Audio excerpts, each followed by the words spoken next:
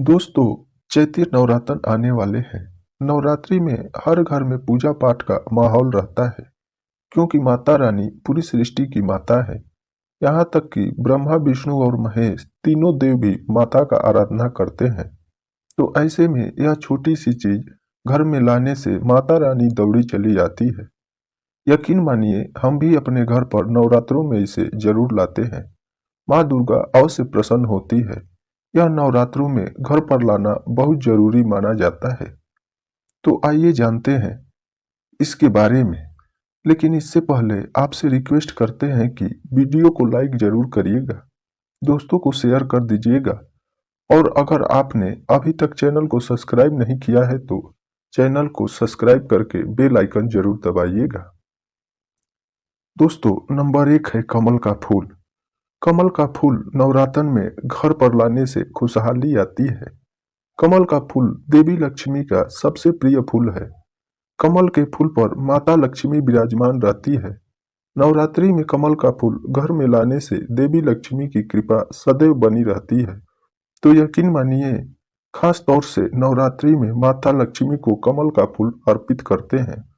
तो आप भी करें और देखें इसका चमत्कार। नंबर 2 है 16 श्रृंगार का सामान। 16 श्रृंगार का सामान नवरात्रि के दौरान घर में लाना बहुत ही शुभकारी माना जाता है। इससे माँ दुर्गा की कृपा सदैव बनी रहती है। शास्त्रों में बताया गया है कि नवरात्र के दिनों में श्रृंगार का सामान घर के मंदिर में होना बहुत ही आवश्यक होता है। ऐसा करने से माँ दुर्गा की कृपा सदैव बनी रहती है। नंबर 3 है घर के मंदिर में सोना या चांदी के सिक्के जरूर रखें। शास्त्रों के अनुसार सोने चांदी जैसे किसी भी धातु को खास तौर से नवरात्रि के 9 दिन में रखना बहुत ही शुभ माना जाता है। नवरात्रि के दिनों में चांदी और सोना घर में लाने से इसका फल कई गुना बढ़ जाता है। इसलिए चांदी या सोना और गंगा जल माता के पास अवश्य रखें। माता रानी बहुत प्रसन्न होती है। नंबर 4 है धर्मशास्त्रों के अनुसार नवरात्र के अवसर पर शंख घर में जरूर लेकर आएं। माना जाता है कि जिस घर के मंदिर में शंख नहीं रखा होता है, वहां पर देवी देवता कभी वास नहीं करते हैं। शंख का बड़ा ही महत्व है। नियमित शंख को बजाने पर कई गुना सकारात्मक ऊर्जा प्राप्त होती है, जो बुरी और नकारात्मक ऊर्जा को नष्ट करती है। धन की देवी माँ लक्ष्मी प्रसन्न होती है, और धर्म शास्त्रों के अनुसार जिस घर के मंदिर में गंगा जल नहीं होता है, तो वह घर समस्या में आ जाता है। गंगा जल मंदिर में अवश्य रखना चाहिए। और बात नवरात्रों की हो तो ऐसे समय में घर में गंगा जरूर होना चाहिए। नंबर 5 है नवरात्रि में मोरपंख। मोरपंख माँ सरस्वती का अति प्रिय है। इसे घर में रखने से फायदे होते हैं। खास तौर से नवरात्रि के दिनों में मंदिर में मोरपंख जरूर रखें। ऐसा करने से माँ दुर्गा बहुत प्रसन्न होती है। ये मोरपंख माता रानी के पास रखते हैं। ये भी याद रखें कि आप कितने भी अच्छे से पूजा पाठ करते हैं तो यह चीजें भूलकर भी माता रानी को कभी मत चढ़ाना चाहिए। सारी जिंदगी बर्बाद हो जाएगी। तो आइए जानते हैं क्या है वह चीजें। नंबर 1 है नवरात्रि के दौरान शादीशुदा महिलाओं को सफेद कपड़े पहनकर पूजा पाठ नहीं करना चाहिए। उन्हें काले कपड़े भी नहीं पहनने चाहिए। इससे पूजा व्रत खंडित हो जाता है। माता की चौकी जब आप लगाएं तो उसके नीचे कागज नहीं लगाना चाहिए। माता की चौकी हमेशा लाल कपड़ा बिछाकर ही रखी जानी चाहिए। हमेशा याद रहे, नवरात्र के 9 दिनों में व्रतधारी को अपना आसन माँ की चौकी के आगे ही लगाना चाहिए, और वहीं पर आपको सोना चाहिए। नहीं तो इसे बहुत ही अशुभ माना जाता है। इससे दुर्गा माता नाराज हो जाती है और हमेशा के लिए चली जाती है। नंबर 2 है नारियल।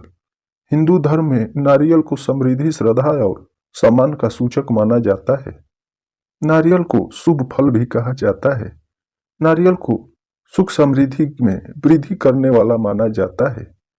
नारियल का हर मांगलिक कार्य में विशेष महत्व होता है।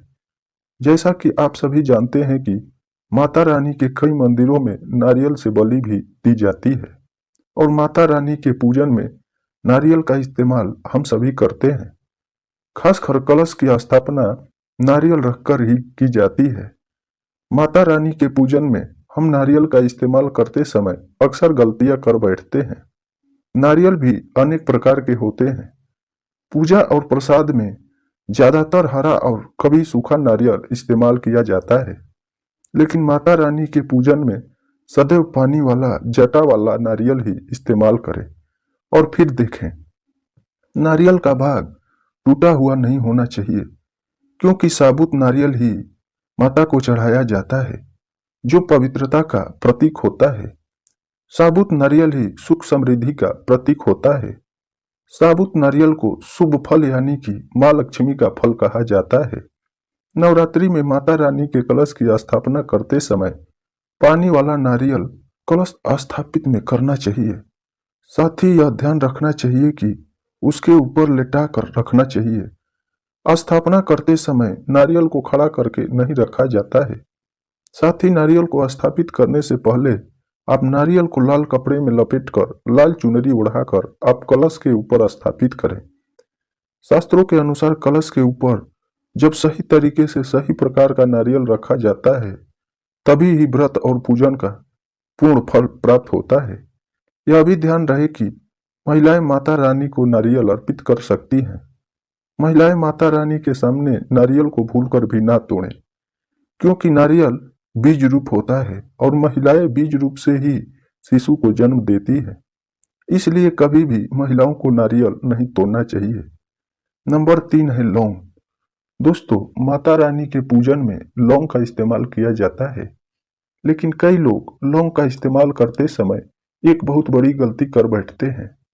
हमेशा ध्यान रखना चाहिए कि माता रानी को सदैव फूल वाली लौंग अर्पित करनी चाहिए।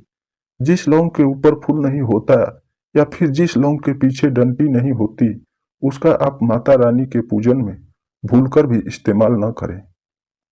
फूल वाले लौंग को ही पूर्ण माना जाता है और माता रानी के पूजन में कोई भी अपूर्ण वस्तु, कोई भी खराब वस्तु या टूटे हुए अक्षत इस्तेमाल नहीं करना चाहिए।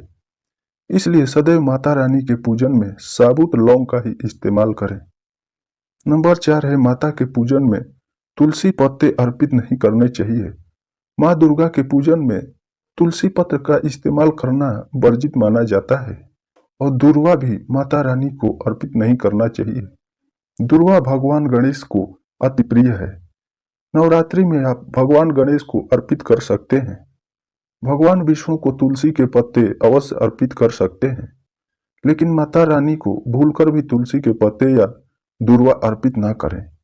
माता रानी को सफेद फूल भी अर्पित ना करें। माता रानी को सदा लाल रंग के फूल अर्पित करने चाहिए। लाल रंग के फूल माता रानी को अति प्रिय है। खासकर माता रानी को गुड़हल और कमल के फूल अति प्रिय है। शास्त्रों में बताया जाता है कि घर में माता रानी की 2 या 3 मूर्तियां या फोटो नहीं होने चाहिए। इस बात का विशेष ध्यान रखें कि माता रानी के पूजन में किसी भी चीज का इस्तेमाल न करें, जैसे कि चढ़ा हुआ टूटा हुआ दीपक या फिर चढ़ा हुआ कोई बर्तन। साथ ही यह भी ध्यान रखें और प्लास्टिक के बर्तन में इस्तेमाल न करें, क्योंकि प्लास्टिक के बर्तन चाइनीज हड्डियों के पाउडर से मिलकर बनते हैं। ऐसा न करें। ऐसे बर्तन को माता रानी के पूजन से दूर रखें। माता रानी को जो कर रहे हैं उन्हें नहीं करना चाहिए। सूखे हुए फूल, गिरे हुए फूल, मुरझाए हुए फूल माता को अर्पित न करें। तो दोस्तों, ये थे कुछ चीजें जो माता रानी को नहीं चढ़ाया जाता है। दोस्तों, माता के नाम पर कमेंट बॉक्स में लिखे जय माता दी। उम्मीद करते हैं कि यह जानकारी आपको पसंद आई होगी। ऐसे ही अच्छी जानकारी दिलाने वाले वीडियो देखने के लिए आप चैनल को सब्सक्राइब करें और वीडियो को लाइक करें। धन्यवाद।